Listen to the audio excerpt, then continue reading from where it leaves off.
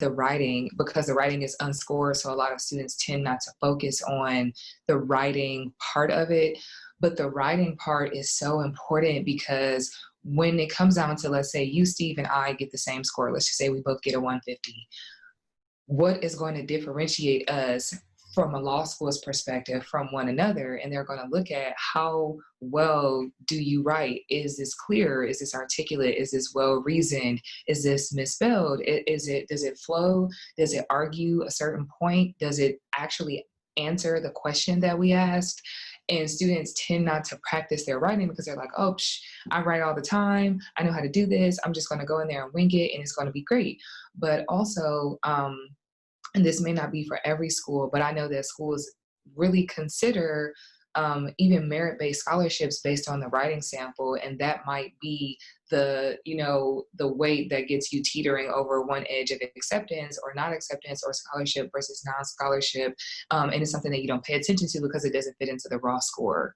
So I think that writing is a very important place to start, especially because in law school, writing is your bread and butter. The logic games and everything like that, they matter, and it matters to get you in the door, but the writing is what's going to sustain you through law school and ultimately through your career. So I think that to only focus on the standardized testing aspect of it is a big mistake.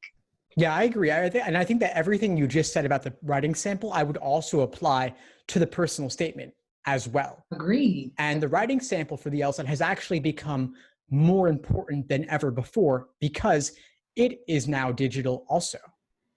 So you also have to know how to type and be able to type. Yeah, so it's crazy, all these changes, but it's actually no longer administered on test day itself. It's now done from your own personal computer. You have up to 1 year to complete it after the LSAT. The writing sample? Yeah, you're not doing it at the test center anymore. It just doesn't seem fair. It doesn't even seem fair anymore. I know what you mean, but on the plus side though, I mean, there have been some digital LSAT tech issues, so at least you've avoided those. Well, I do feel a little better now.